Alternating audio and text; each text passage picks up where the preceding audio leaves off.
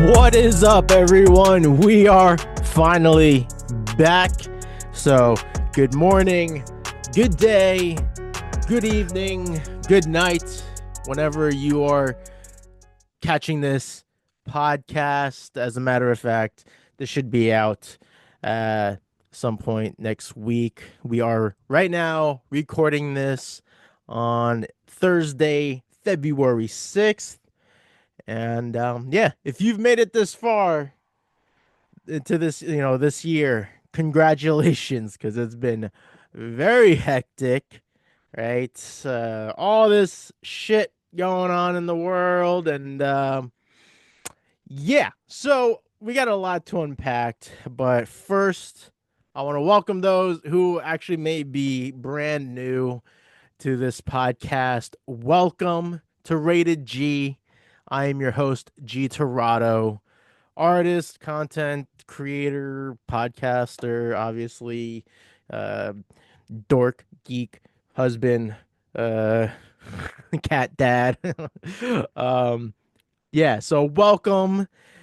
Here we like to discuss all things, anything related to art and creativity, sharing insights on what it's like to be an artist, especially an artist who runs this career like a business, right? If you are a small business owner of any type, yeah, we like to share insights on what it's like to try to run your own business and all that.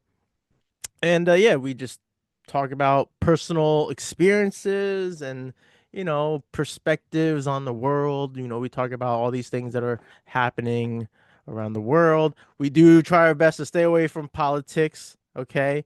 And I usually, I felt like I said that weird first.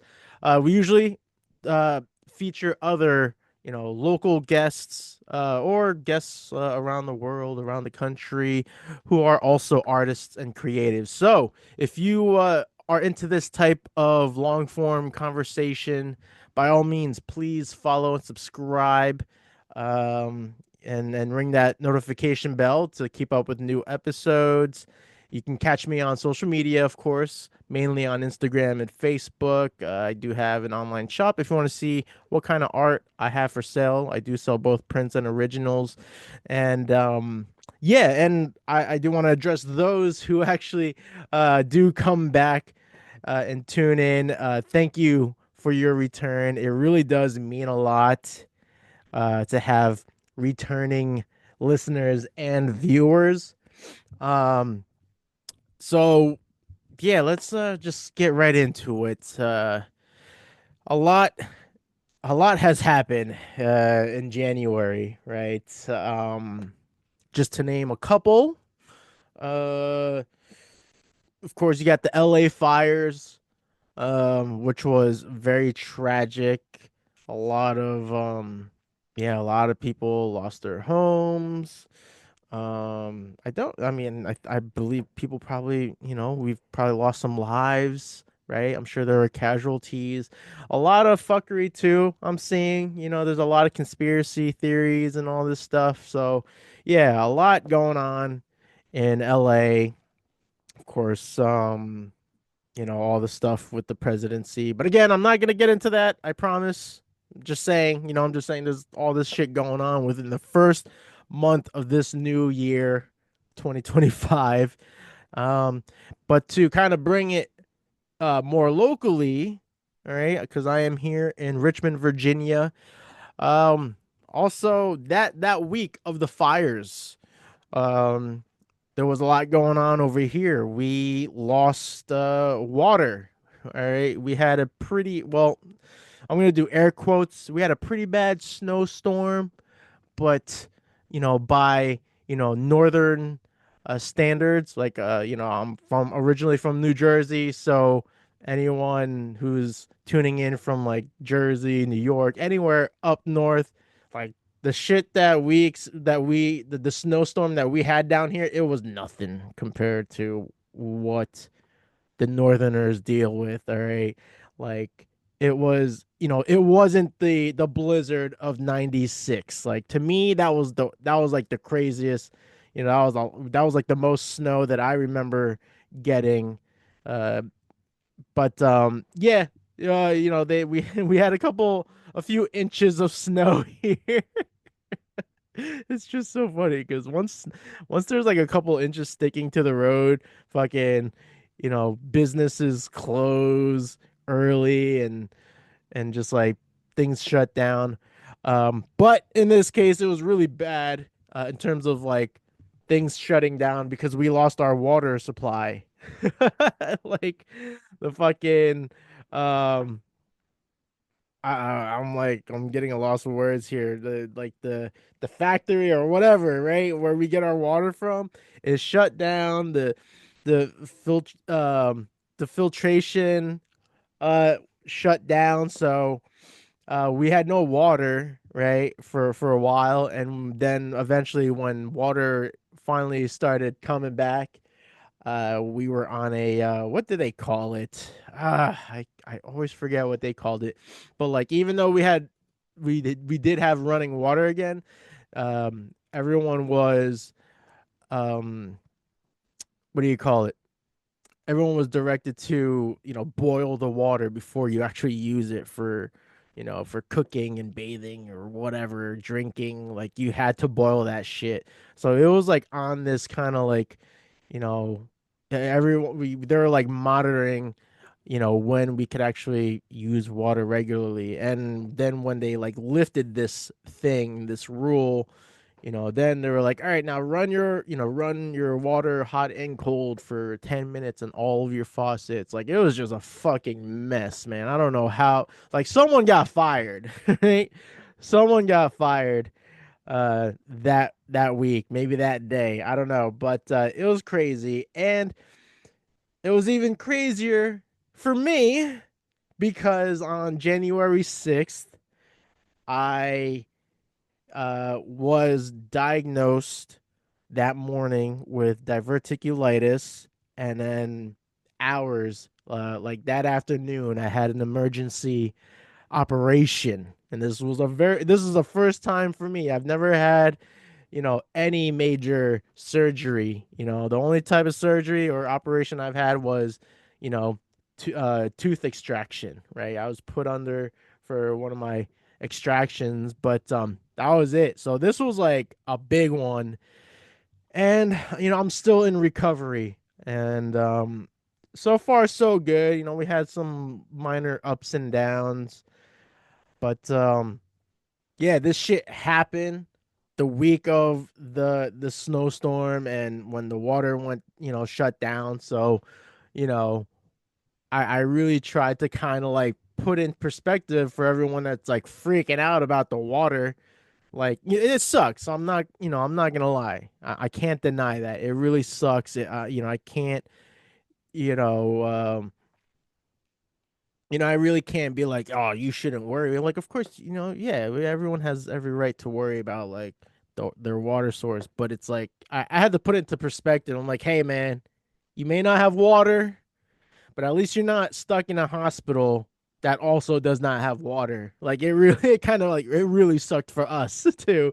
So I was like, just trying to like put it into perspective for people that are like really like they're crashing out on just on the situation. But yeah, it was wild.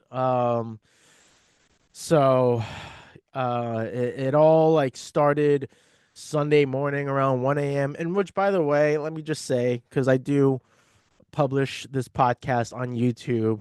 I did do a live stream, my first YouTube live stream, um, last Friday, just to give it a try and to kind of like bring my YouTube audience up to speed on like what's been going on.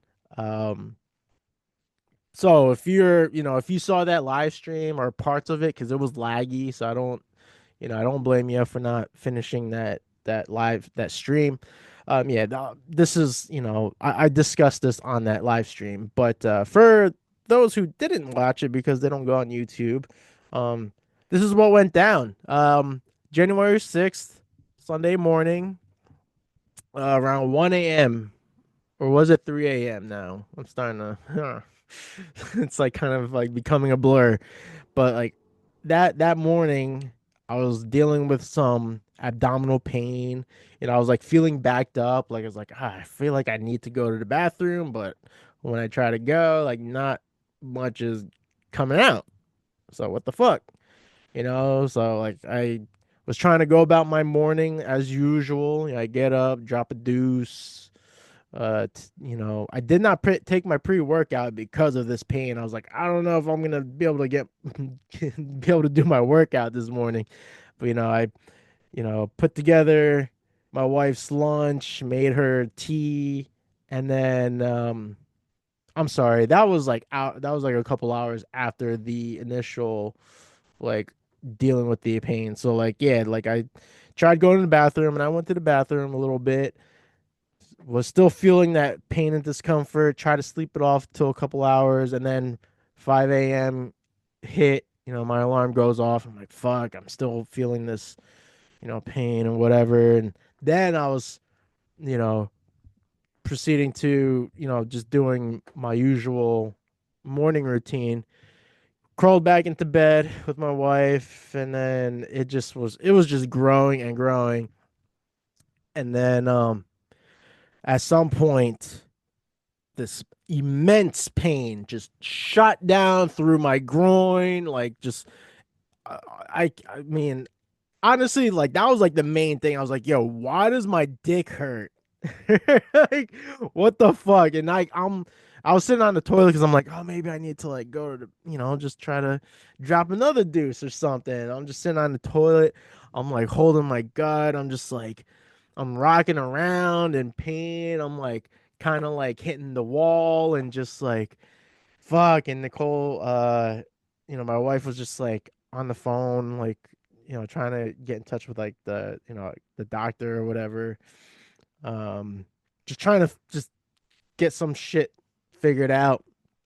Um, and then it just got to the point where like, all right, we got to go to the ER because this is like, I cannot handle this. There's no way I was gonna be able to sit through the day or sit through the morning or the day, wait for Nicole to come back home.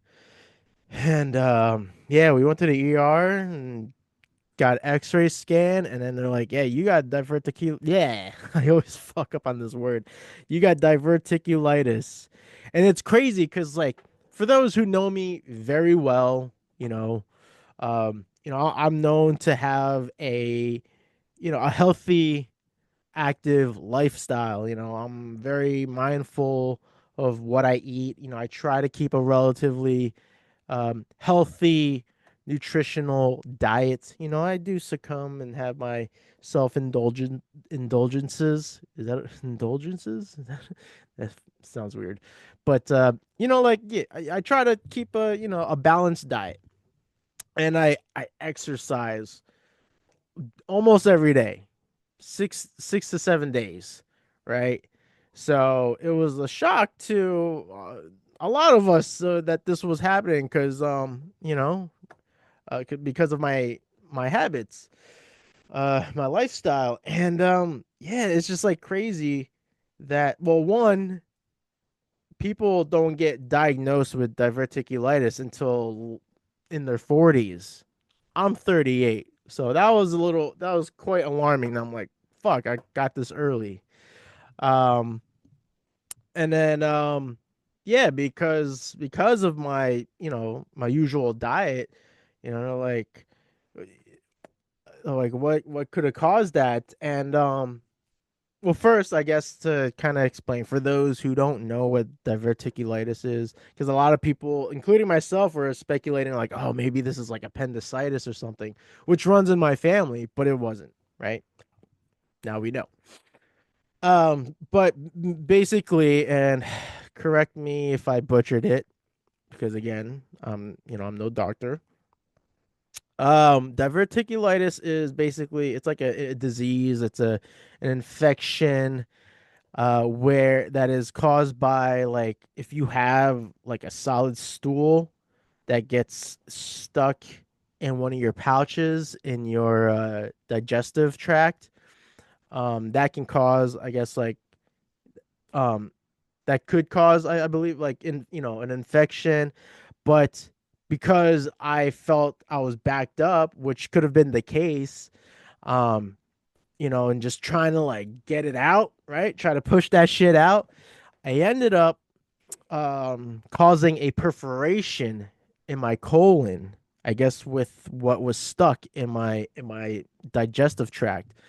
So I ended up causing a perforation in my abdomen, which then dispersed, a wider infection.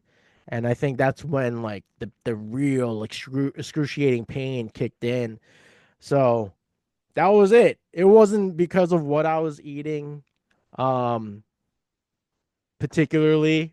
It was just because something got backed up, and because I was trying and trying to push it out, which you're not supposed to do when you're on the toilet, you know.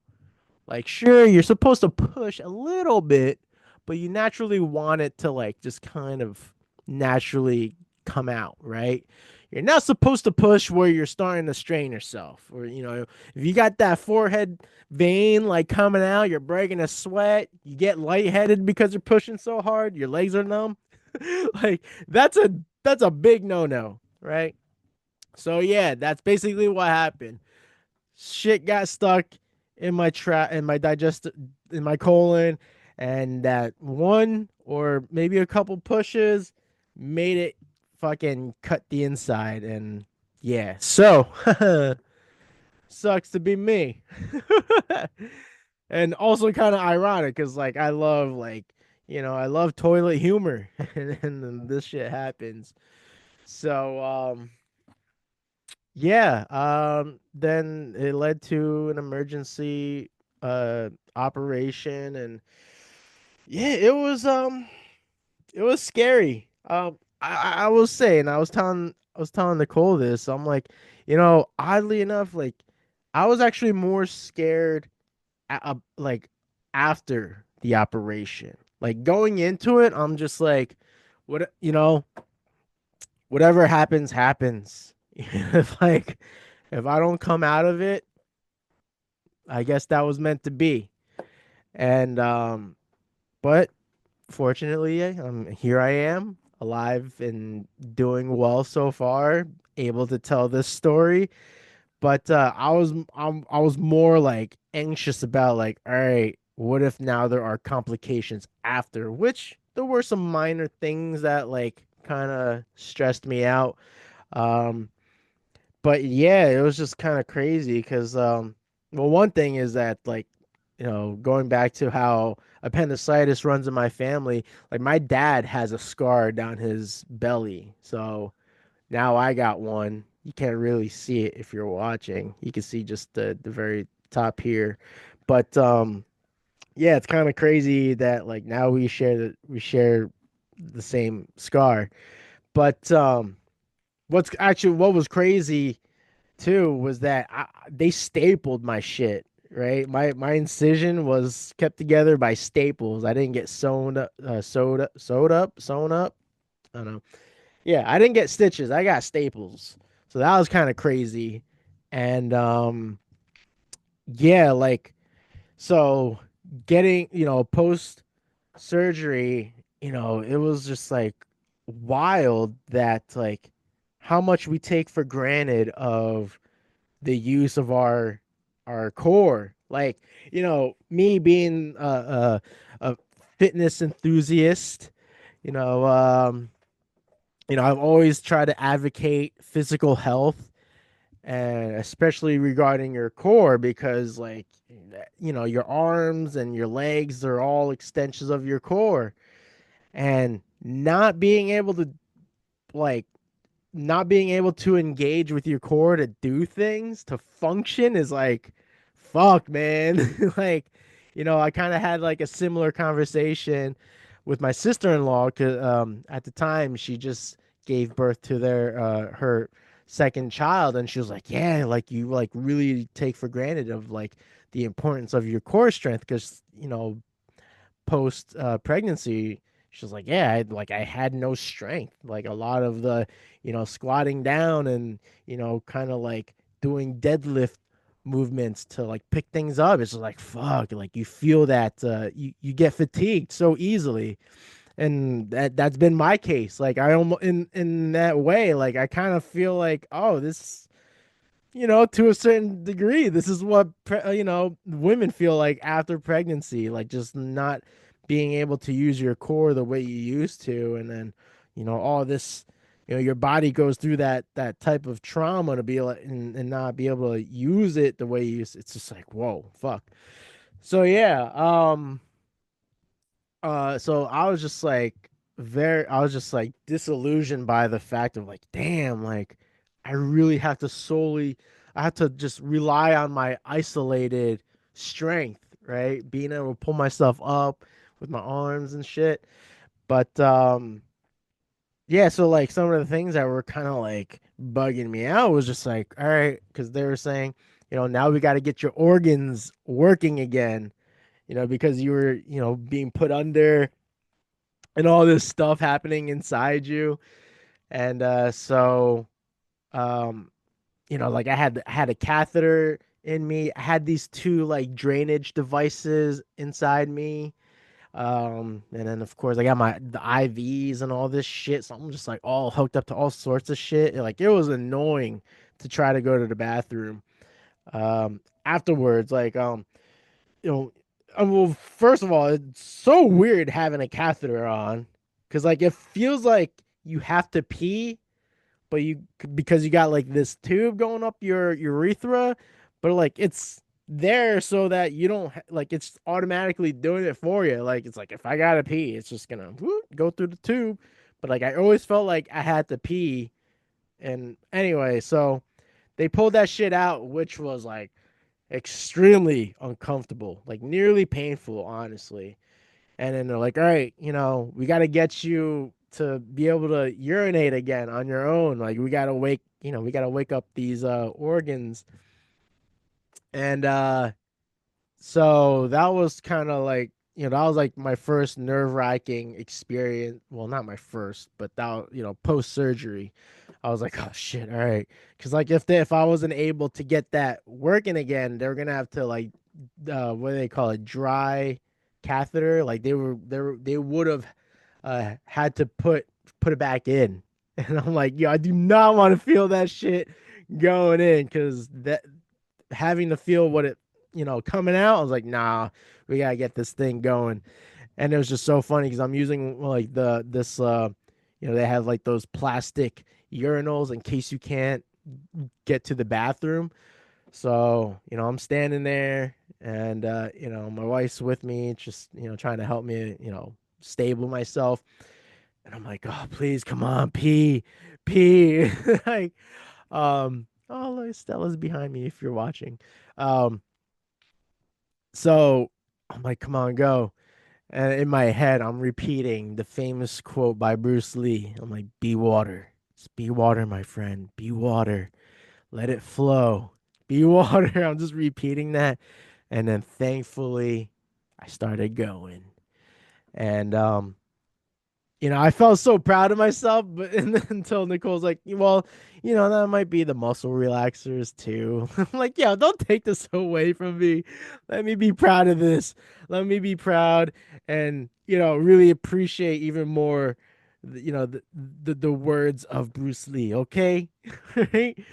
Um, so that was a success. And then they're like, all right, next, like we gotta get your bowel movements going again. So we gotta, get you to be able to pass gas and, use number two. And that was probably one of the most freaky experiences I had because when I finally did go number two, I did not think I was gonna be shitting blood. And that was by far one of the most stressful moments during that week. Was like, oh my God, I'm gonna fucking die. I'm shitting blood. But they were saying, it's normal to shit blood, especially after a operation like that, because it's like all this stuff prior to surgery. So I was like shitting out all like this old stuff that needed to come out. And it's just, I'm telling you, it was so freaky. It was, ugh. So I had to deal with that for a couple of days. And, kind of like adding on to like, you know, going back to like not having, access to water. I was on like, I was like on a no I was on like a no liquid diet. Like, I was staying hydrated through the IV. So I wasn't allowed to drink anything. Obviously, I couldn't eat anything. I had to go. It was like until maybe Wednesday, I was able to sip some water to take down like, Tylenol or whatever medication they were giving me. And then once they put me on a clear diet, I was like ecstatic because I was like, man, I'm like, I'm so hungry. And I'll tell you, I've never been so excited for soup broth and Jello. Right? So that was my, you know, breakfast, lunch, and dinner for like a day or two. And then like my last night there, I finally was able to have solids. So uh, I ended up ordering like a cheeseburger and fries at the hospital, which like, it's not great, but it was better than, what I was going through. So I was like, dude, I just want something. Plus, I'm watching TV and I'm just seeing all these commercials for Burger King and Popeyes and pizza. So I'm like, fuck, which also, by the way, like it was refreshing watching cable television, I'll tell you. Even though like it was like in a way it was no different than streaming because you still get your fucking ads, but there was just something about like, being able to just flip through the channels. If there was like a commercial and you just didn't want to see it over again, fuck it, let me go see what's on this channel, and like just being able to go back and forth between channels, like it was just refreshing, man. It was just like a nice nostalgic feeling of the old days, I'll tell you. Um, so yeah, and then like I was out by Saturday morning, thankfully, because there was like things while I was like healing, things were going accordingly. They were like, yeah, you might actually be out by Friday, if like you can get your solids in and like your bowel movements are working the way they should, so you might be able to get out by Friday, which wasn't the case. But Saturday morning I was out because I was like, fuck, I don't want to be leaving by Monday. But yeah, thankfully I was out by Saturday, and it was wild because like I had over my incision, like I had like it was sealed, right? So when they were removing all these things, like, and I saw like the staples and I saw that incision, like I kind of like I just had this moment, and like it was emotional for me because like I was just like, like this never happened to me, right? So you just gotta put yourself in my position of like, especially, this like this life journey that I've had as a person who was fat and overweight and like, you know, making these hard lifestyle changes, and then I had abs, right? Like I got real nice and cut. So I had like, at one point I had six-pack abs, and just seeing like all the stages of my life to this point, and it's just like now I got this crazy like incision line down my stomach, and it's just like I got emotional. I started tearing up because it was just kind of freaky, man. So yeah, that was wild. And then yeah, got out, and yeah, just really had to limit my activity, which if you know me, it was a really hard adjustment, you know. And yeah, it's just crazy because like, when I was still in the hospital, when they were telling me that things were going well and that I may be able to get out sooner than later, I actually had this like Epiphany. That might be too much of a dramatic word for like this like moment I had with myself, but I kind of like had this sort of epiphany of like, fuck, man, like, you never know what life is really gonna throw at you, right? Me being this like healthy, conscious person would have never anticipated having to undergo surgery for this case. So I'm like, damn, man. And like you never know what's gonna happen during operation. Sometimes as well as an operation could be going. Like again, there could be complications which may result in a expiration, to put it lightly. So I'm just sitting there and I got emotional because I was, and this is like kind of rare for me. Like I'm not really that religious. I believe in faith and I believe in like, sure, praying and just like trying to connect with the universe, the almighty. So I'm just like, please, like, let me get through this and, you know, try to get close to what this new norm, this new normal life could be for me. Like I'm just like, please let me pull through. And like I just had this moment of like, damn, like, if I was able to survive this, maybe, maybe I'm not done here. You know, Perhaps I still have a service to provide, to my people, my neighbors, my family, my friends, um, people who support my art, who invest in my art. Like maybe like I'm just not done serving them. I'm not serving um, you know, the people in my life. So it was just like a very profound moment, and then when shit like this happens, like yeah, you get that switch in your head, it's like, all right, now like I really want to, you know, double down, triple down on living purposefully and be useful. And yeah, it was just again, it was just like a profound moment. And it's certainly something I'll be focusing for a long time, I'll say, right? you know. So, yeah, like just crazy. And then like on top of that, like we have stuff going on in like our family, like my wife's grandfather, who she's really close with.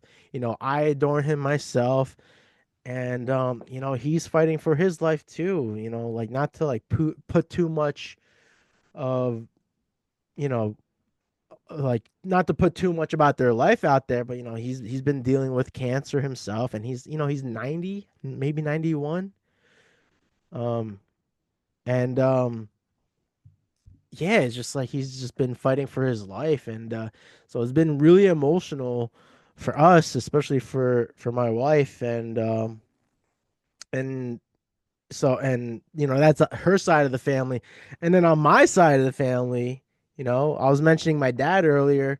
Like he's been kind of fighting for his life too. Like he's been dealing with like heart issues and stuff, and he's over on the other side of the world. He's in the Philippines with my mom, and then like they're both just like dealing with these health issues, and they're out in like the province, right? So it's like it's been years, decades since I've been back in the Philippines, especially in that area. But they're like, it's as like third world as it can get over there. They're in like the poor um part of the country.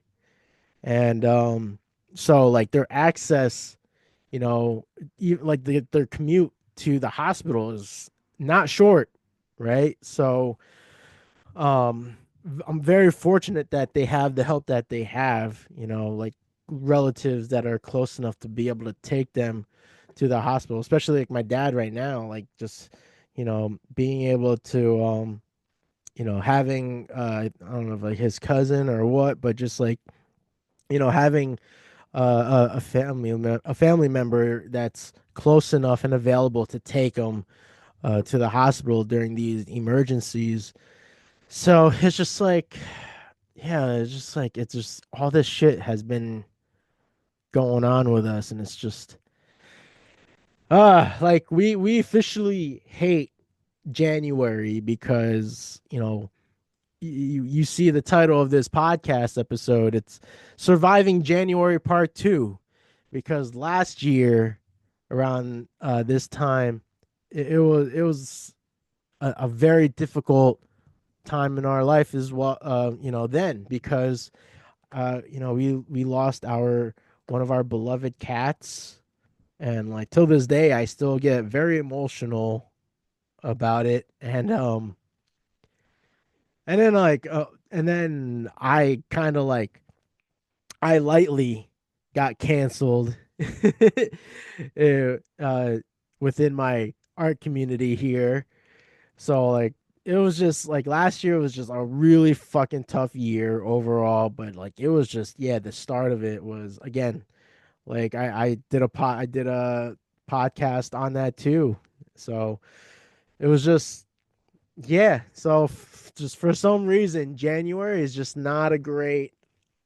It's just not has not been a great month for us, and I'll say for many others too. So, like I know I'm here like, "Boo, boo," but I know a lot of people are just they're facing a lot of adversity as well. So I don't know. Is like, is this is this how we start every year now? Like it starts real shitty, and then like is that the part of the challenge in life? Is like, all right, yeah, we got a new year coming, but it's gonna start real shitty because this is the thing that builds us, that makes us stronger to face the rest of the year and all of its surprises, so that by the time we hit the holidays where we're, that's meant to celebrate with family, like we're going to be super grateful and fortunate to be able to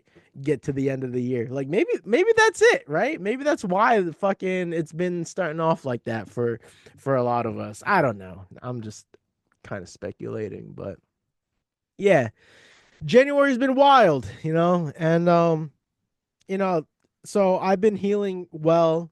Again, I mentioned there's been a couple of like little complications because you know I I got my staples out what like 2 weeks ago now, but like right before I got them taken out, I was dealing with some drainage. Like there was like this little fucking pinhole in my incision that was leaking like body fluids. And I was sharing it a lot on my social media, and I got to shout out to my followers for just kind of like, you know, dealing with it, because it's gross. But yeah, it's just like, I got like all these like extra holes in my fucking stomach. Like I have this like one drainage hole that I've also been dealing with, just like, it's just the way it's been healing. But you know I've been getting better. Like now I can sit upright for certain lengths of time. Like I can't, like hopefully I can wrap this podcast up under an hour. you know um but like before, when I still had the staples in, I really couldn't do much at the desk. Like even like here at my computer, like I really do lean back because I just like, when I was really dealing with the drainage issue, like, sitting real upright, that like a certain amount of pressure was like pushing out fluids out of that hole. So I'm like, all right, I gotta do it. I'm gonna try to do as much as I can, but leaning back, like the Fat Joe song, lean back, and I've been trying to, spend some time at my, in my art space, at my art studio, trying to just like get some sketching done and whatnot. So, I'm gradually trying to like build up that tolerance, and now that like I haven't really been dealing with any drainage, so I'm really now just trying to build up my tolerance to like sit through that, discomfort, because I still, I'm still healing inside. The outside may be looking pretty good, but my organs inside, like there's a lot of healing to be done. Like I still can't lift more than 10 pounds. Like I've been doing like 5 pound dumbbell exercises, just like like isolated stuff. I'm using an incline bench when I'm doing things, so that I'm not putting too much engagement on my abs. So I'm still restricted to do some things. I think I can now drive, so that's nice. When I had my staples, I couldn't drive. But now, like, even though I'm not completely as mobile as I can be, like I can still just do a little bit more, but I just still have to be mindful of I can't really do any dynamic stuff.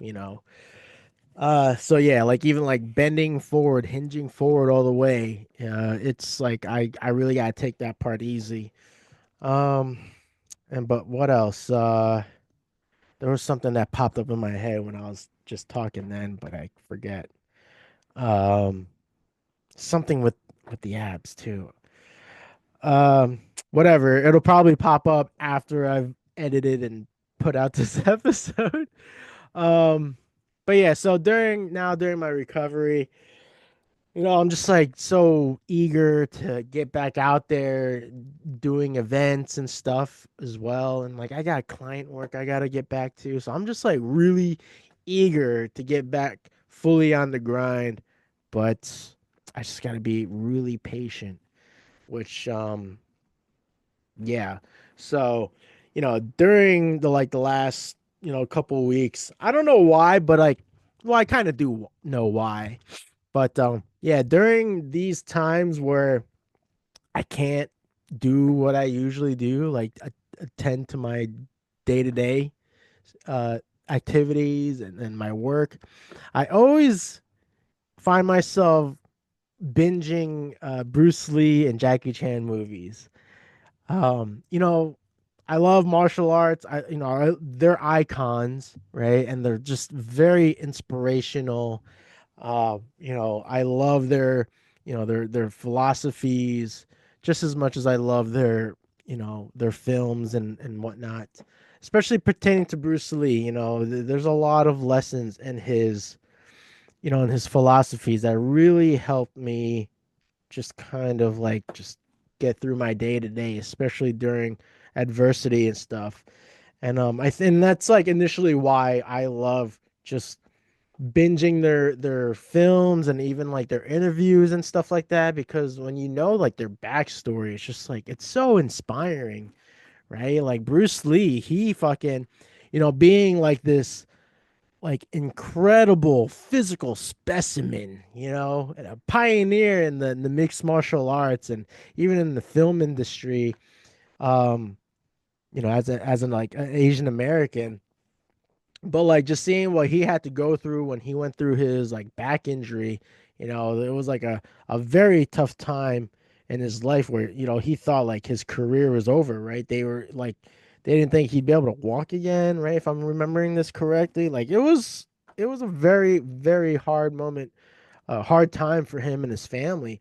So like just and like with Jackie Chan too, like he broke every fucking bone in his body doing his stunts for his film. So like just like when you know what they had to go through and overcome to get to where they were and where they are, um it's remarkable and again inspiring. So I really lean on them to be able to help me get back on my feet and move forward. So, yeah, I just been watching my favorite films by them, and I gotta say, when I really start crunching out some art, like, don't be surprised. I mean, I've already kind of like started resharing some art that I did of Bruce Lee. But yeah, don't be surprised to see some new stuff involving Bruce Lee and Jackie Chan because like they inspire me. They are a huge part of like my upbringing and just like my life. So yeah, expect that shit from me, okay? um, but um, something I do also that I actually want to also discuss too is because of my inactivity with my day to day stuff and my work, it's just like even though I've been inactive, I haven't been producing new art and stuff. Man, like my brain is just going crazy, just all this you know, like new ideas, but also this um like just insecurity too because my business took a huge halt, and I'm getting all this FOMO seeing my friends and associates being out there doing events and sharing new art, and I'm just like, fuck, man. So like I'm just going through like all these insecurities and like worries and like, fuck, am I gonna be able to get my business back on track and all this stuff. And you know going back to Bruce Lee's philosophies, and also another public figure who is a warrior monk. Um, his name is Shi Hung Yi, and their words really, and I'm gonna share their quotes at the end. But like, just again, paying attention to what they've been saying has really kind of helped me find the calmness throughout my inactivity, to really calm my mind. And although I'm not able to like create physical stuff right now, I'm not able to make new art or anything. I can't work out and stuff. This is like a great reminder of like, hey, like you can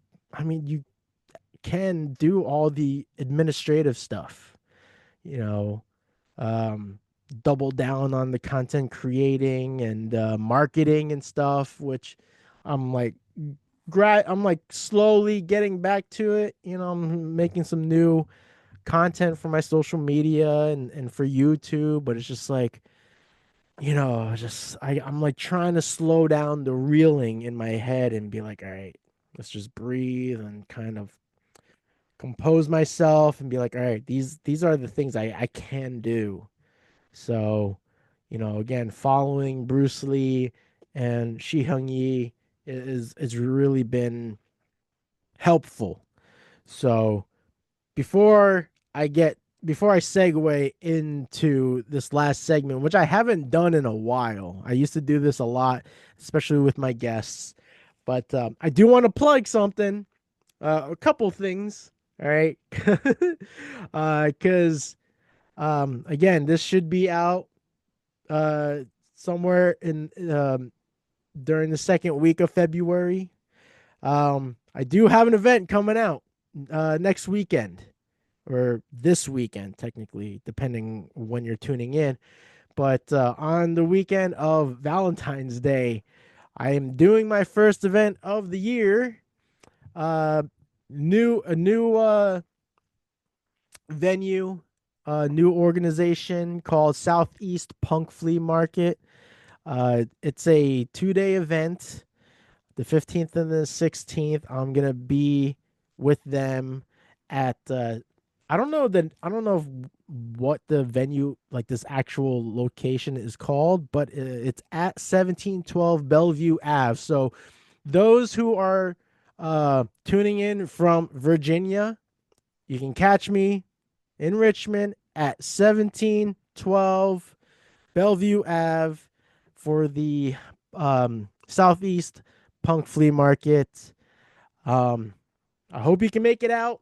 It'd be really nice to interact with people because I've just been stuck at home. So, um, if you show up and I am like overly excited and enthusiastic, um, interacting with you guys, just understand that, it's just because I've been cooped up. So I apologize in advance, but just understand my appreciation.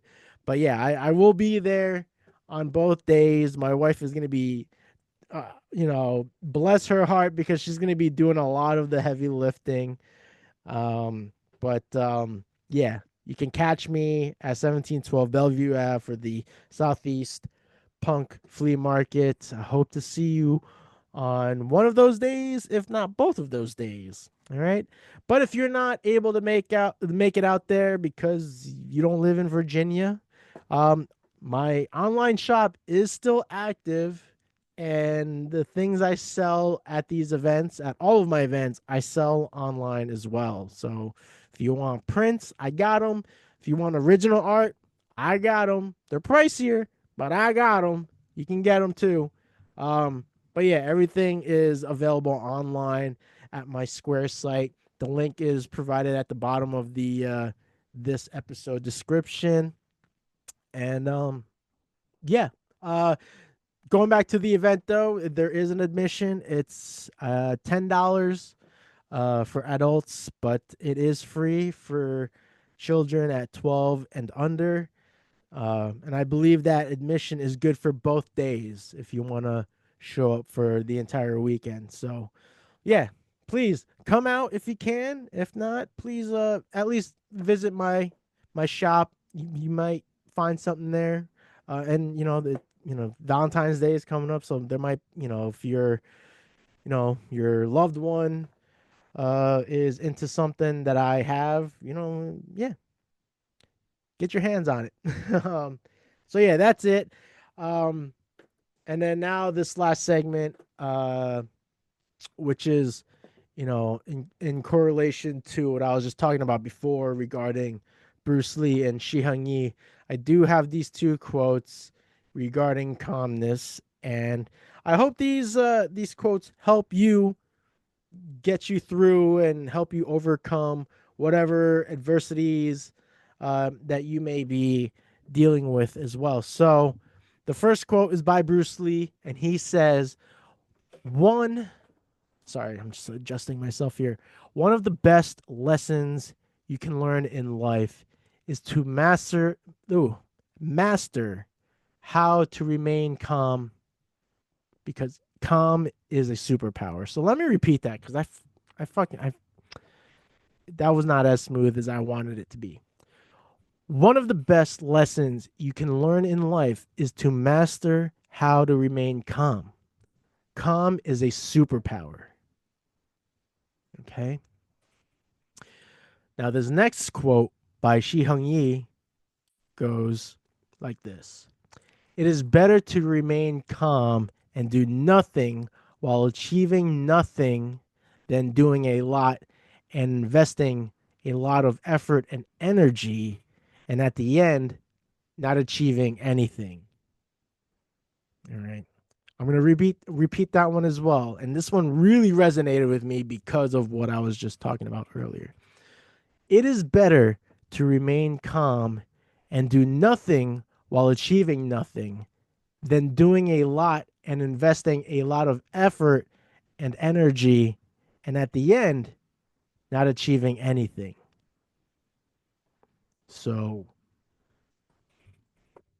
I again, I hope that helps you uh, if you're dealing with a similar uh, situation as I am. All right, just and it's true. I really agree with both. Like there is something to not just remaining calm during chaos, but also remaining calm when you're not doing anything. Because like I was talking about before, even though I'm physically not doing um these things that I want to do, my head is just always fucking going, and just it makes me feel very anxious and makes me very stressed. And yeah, so I think it's really important to, you know, refer to these quotes and just, yeah, remember, like, it's better to just remain calm. So that is it, my friends. And, if you, I hope you were able to tune in throughout this whole episode. If not, I totally understand. But whatever it is that you caught, I really hope you enjoyed and were able to resonate with. And if so, please, by all means, hit all the necessary buttons because it would really help out my podcast, especially if you are tuning in on YouTube. Please hit all the necessary buttons on there too, because they will certainly help out my channel. I've been gaining a lot of subscribers. So thank you to all of my new subscribers on YouTube. I seriously appreciate you guys. I would love to see some returning viewers though, because I check my stats and I know that, the ratio is that majority of my engagement are new subscribers, new viewers, and I would love for you guys to be able to come back and enjoy the stuff that I'm um, putting out there. So, yeah, like, subscribe, ring that notification bell, leave comments, uh, questions. If you have any questions, I love engaging with my audience in the comments section. So, yeah, I would love to, I would love to do that, and share with your friends if you know anyone that like needs to hear this, that might help them with their shit. Please do so. And yeah, you can catch me on social media, of course. And again, if you want to see what art I have for sale, you can check out that link is at the bottom there too. But yeah, I hope to catch you on the next one. Hopefully I'll start booking guests soon. I'm kind of just feeling this out, seeing like how, if I can do an hour, maybe I can do an hour, maybe I can do 80 minutes, maybe I can do 90 minutes soon. But yeah, I hope to catch you on the next one. In the meantime, stay safe, stay healthy, and stay driven, my friends. And I'll catch you later. Peace out.